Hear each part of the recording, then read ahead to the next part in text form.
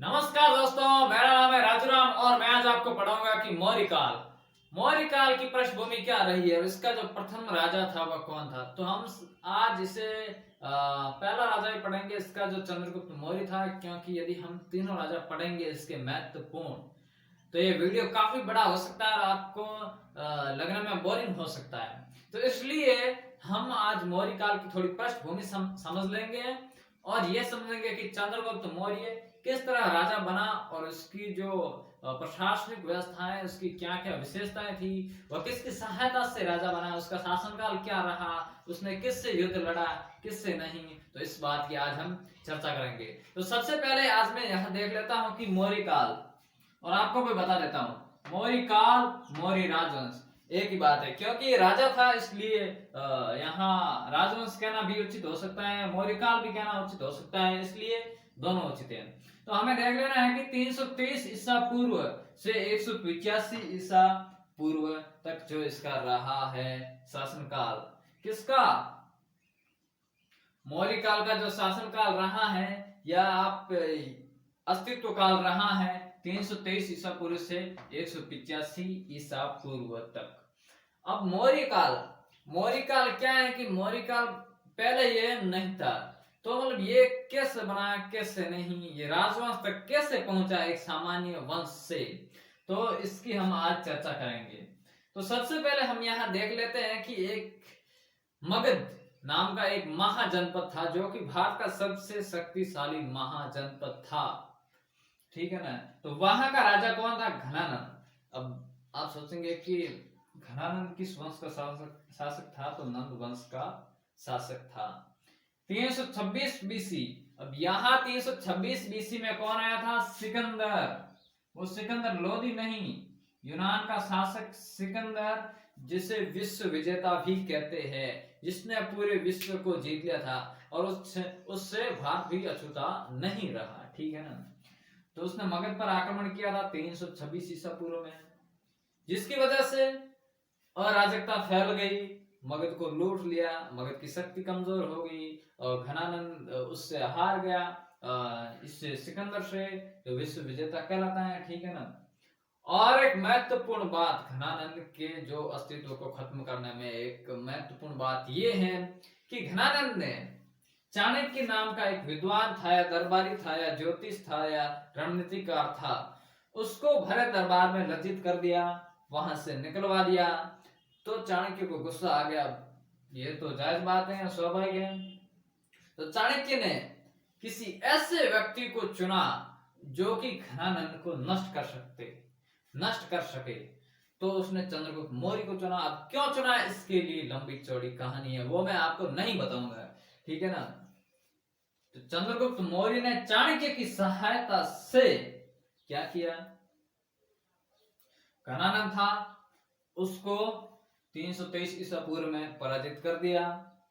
फिर 322 ईसा पूर्व में चंद्रगुप्त मौर्य शासक बना, या कुछ लोग 323 भी कहते हैं, आप दोनों को याद रख लेना है, क्योंकि थोड़ा बाद में एकदम तो राजा बना नहीं, जैसे ही इसको घनानंद को हराया बस चंद्रगुप्त मौर्य राजा बन गया। मतलब एक व्यवस्था होती है, व्यवस्था के तहत जो राजा बने चंद्रगुप्त मौर्य, किसकी सहायता से, चाणक्य की सहायता से। यह सबसे इंपॉर्टेंट क्वेश्चन है, यह आपको ध्यान में रख लेना है। अब प्लूटार्क नाम एक विद्वान था, जिसने क्या किया पता है आपको, जिसने कहा कि चंद्रगुप्त ने 6 लाख सेना लेकर पूरे भारत पर अधिकार कर लिया। अब इतनी बड़ी ये सेना उस समय में आप समझ सकते हैं कि बहुत बड़ी सेना हुआ करती थी। 6 लाख सेना लेकर पूरे भारत पर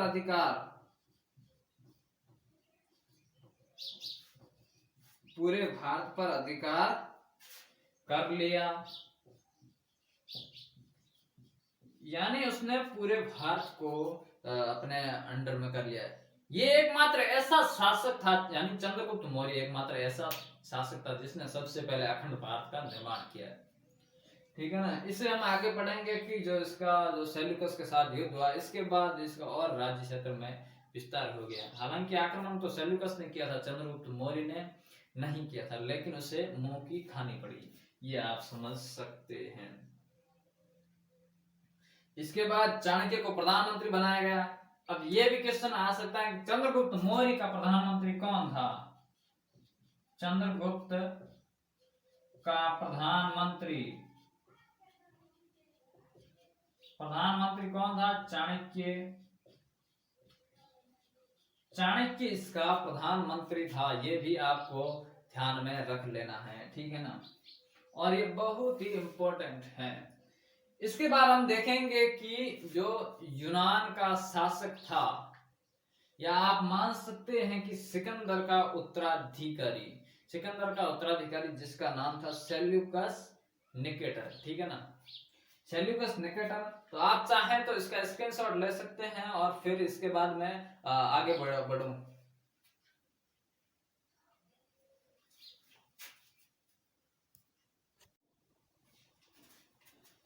हाँ, तो स्क्रीनशॉट तो आपने ले लिया होगा। अब मैं इसे क्लीन कर देता हूं, साफ कर देता हूं। इसके बाद जैसे हम पढ़ेंगे चंद्रगुप्त मौर्य और सिकंदर के उत्तराधिकारी, जिसका नाम क्या था? सेल्यूकस निकेटर, ठीक है ना। सेल्यूकस निकेटर जो कि यूनान का शासक था, उसने क्या किया कि ये जैसे आप मान सकते हैं कि भारत, ये मैं ऐसे शॉर्टकट इसका जो नक्शा बना रहा हूं, या ऐसे ये मान सकते हैं कि आप भारत, ठीक है ना, इसे आप भारत मान सकते हैं।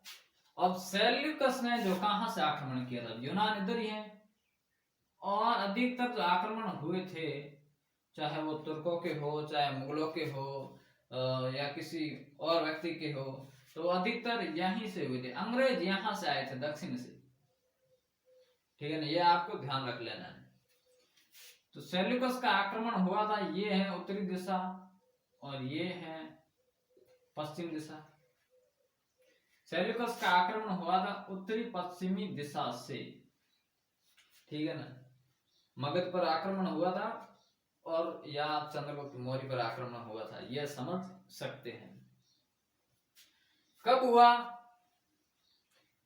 305 BC, 305 ईसा पूर्व में चंद्रगुप्त मौर्य पर सेल्यूकस का आक्रमण हुआ था, ये आपको ध्यान में रख लेना है, ठीक है ना।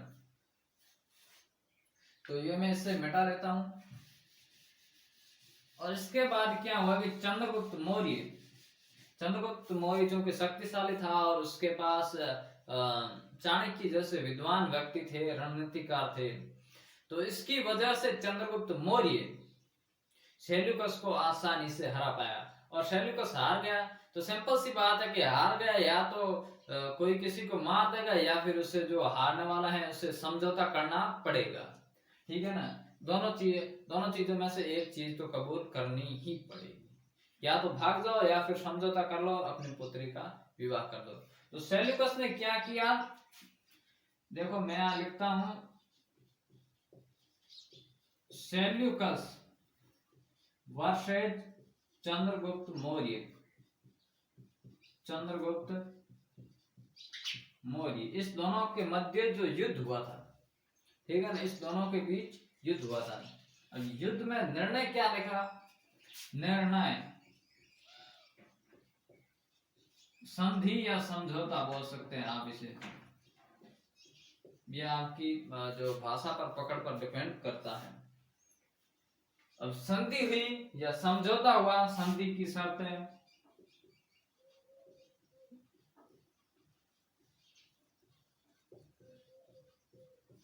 ये भी इंपॉर्टेंट है, कई बार पूछ ली जाती है।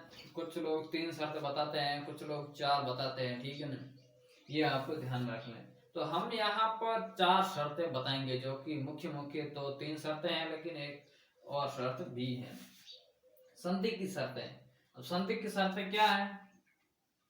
पहली शर्त यह है कि चंद्रगुप्त मौर्य के साथ या हेलेना का विवाह, हेलेना किसकी पुत्री थी? सेल्यूकस की पुत्री।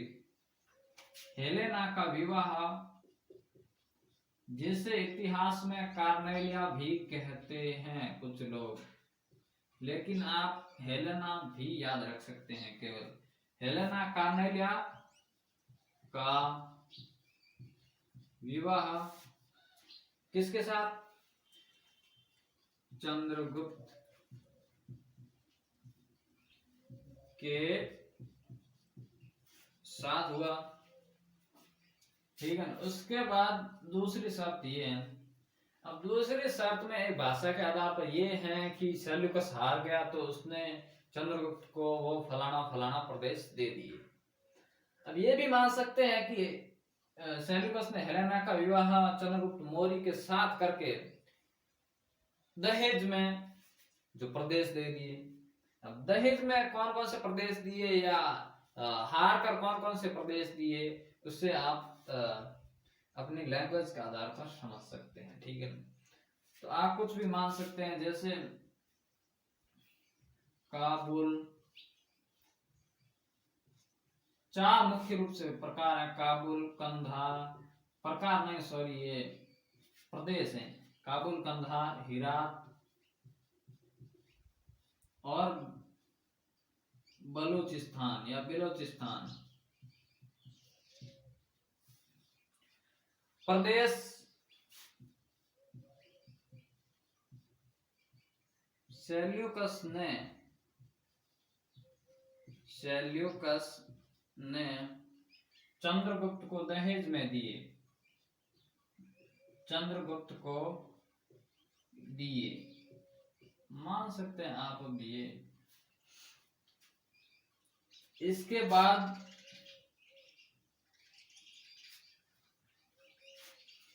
बाद एक मैगस्थनीज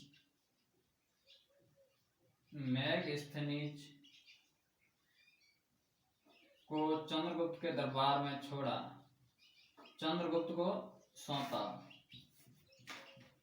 ये आपकी भाषा पर डिपेंड करता है, यानी इसे राजदूत माने या एक बड़ा विद्वान माने, इसे चंद्रगुप्त मौर्य के दरबार में छोड़ दिया गया। किसने छोड़ा? सेल्यूकस ने। तो ये मैगस्थनीज बड़ा विद्वान भी था, इसने एक पुस्तक लिखी थी इंडिका, वो मैं बाद में चर्चा करूंगा, आपको अलग से लिखवा दूंगा। इसने एक पुस्तक लिखी थी इंडिका, ठीक है ना। और चौथी शर्त ये है, अब शर्त माने या आप कुछ भी माने, चंद्रगुप्त ने, अब ये शर्त थोड़ी अलग है, चंद्रगुप्त ने सेल्यूकस को 500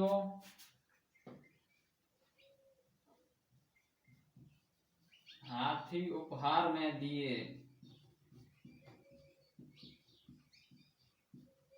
ठीक है ना।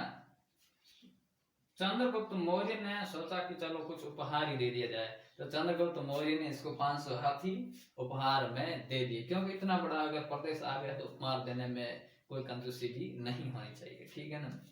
ये आपको ध्यान में रख लेना है। अब तो आप चाहे तो इसका स्क्रीनशॉट कर सकते हैं, ये जो बड़ी बड़ी शर्तें हैं।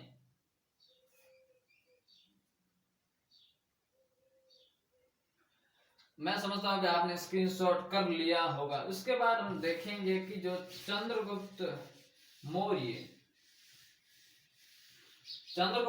का जो शासन नहीं, उसका जो साम्राज्य था वो कहां कहां तक था। तो यहाँ एक पहले मैंने चीज बोली थी कि अखंड भारत का जो सबसे पहले स्वरूप था वो चंद्रगुप्त मौर्य से हम सीख सकते हैं, ठीक है ना। ये आपको ध्यान में रख लेना है। तो सबसे पहले अखंड भारत चंद्रगुप्त मौर्य की वजह से हुआ। अब तो इसका जो ये तो है उत्तर में कौन सा? यहाँ काबुल फिलहाल अफगानिस्तान में है। दक्षिण में आप मान सकते हैं चंद्रगिरी की पहाड़ियां, चंद्रगिरी या श्रवणबेलगोला, बेलगोला या कर्नाटक। मुख्य रूप से इसे चंद्रगिरी या कर्नाटक ही मानते हैं, काफी लोग इसे कर्नाटक ही मानते हैं। मतलब ये वही स्थान है, ऐसा नहीं है कोई एग्जैक्ट ऐसे बॉर्डर थी और तारबंदी थी, ऐसा नहीं है, कर्नाटक मान सकते हैं। इसके बाद पश्चिम में जैसे सौराष्ट्र या गुजरात, सौराष्ट्र और सिंध तक, सिंध थोड़ा ऊंचा पड़ जाता है, सीमा थी इसकी जो चंद्रगुप्त मौर्य की, और यहाँ पर था बंगाल, पूर्व में बंगाल तक था, यानी इतना बड़ा साम्राज्य आप समझ सकते हैं। काबुल अफगानिस्तान में है, तो समस्त अफगानिस्तान का क्षेत्र और पाकिस्तान का भी लगभग क्षेत्र आता था, उत्तरी क्षेत्र तो बिल्कुल होगा ही, और बंगाल में इधर सौराष्ट्र, सिंध और कर्नाटक, दक्षिण भारत का सिर्फ थोड़ा सा हिस्सा बचा था। ये आपको ध्यान में रख लेना है। तो आप इसे लिख लीजिए या फिर स्क्रीनशॉट कर लीजिए, जो भी आप अपने हिसाब से कर सकते हैं। उसके बाद हम देखेंगे कि चंद्रगुप्त का जो निर्वाण या चंद्रगुप्त की जो मृत्यु हुई या उसने अंतिम सांस ली, वो कहाँ ली। अंतिम समय, अब हर एक का अंतिम समय तो होता ही है, बिल्कुल आप जानते हैं, सभी का होगा। तो अंतिम समय में एक जैन धर्म स्वीकार किया, जैन धर्म स्वीकार। अब ये एक बड़ा राजा था जिसने जैन धर्म स्वीकार किया था, ठीक है ना। ये हो सकता है प्राचीन भारत का ऐसा कौन सा महान राजा था जिसने जैन धर्म स्वीकार किया, और उसमें चंद्रगुप्त मौर्य नाम है, तो सबसे पहले चंद्रगुप्त ही होगा। अब ये प्रश्न की भाषा पर डिपेंड करता है कि उसका उत्तर क्या होगा। जैन धर्म स्वीकार किया, किसकी वजह से स्वीकार किया, ऐसे तो नहीं किया, किसी न किसी व्यक्ति से तो प्रभावित हुए होंगे। तो भद्रबाहु,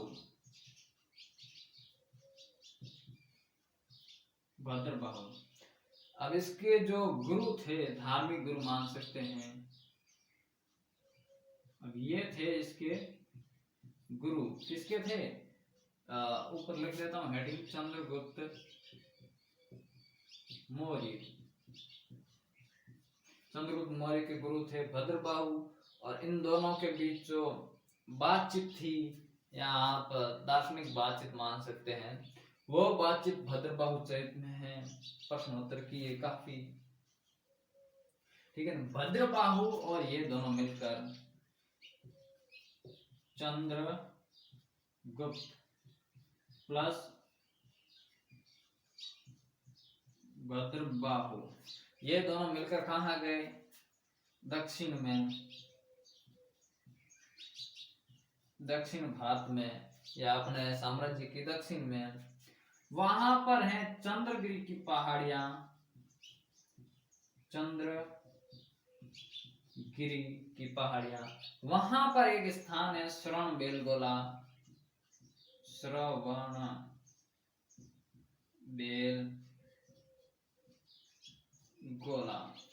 अब आप ये भी मान सकते हैं कि चंद्रगुप्त और भद्रबाहु दोनों ने श्रवणबेलगोला की तरफ प्रयाण किया, या दोनों श्रवणबेलगोला गए, और वहां पर चंद्रगुप्त मौर्य की उपवास की वजह से मृत्यु हो गई, या उन्होंने अंतिम सांस ली। श्रवणबेलगोला कहाँ पर है, चंद्रगिरी कहाँ पर है, कर्नाटक में है, ये आपको ध्यान रख लेना है।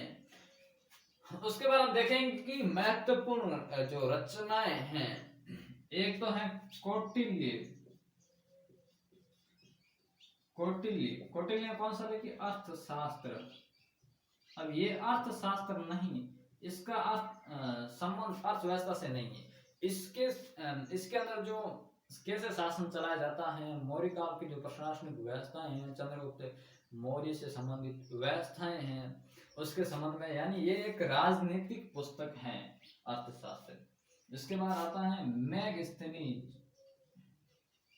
मैगस्थनीज ने लिखी थी इंडिका,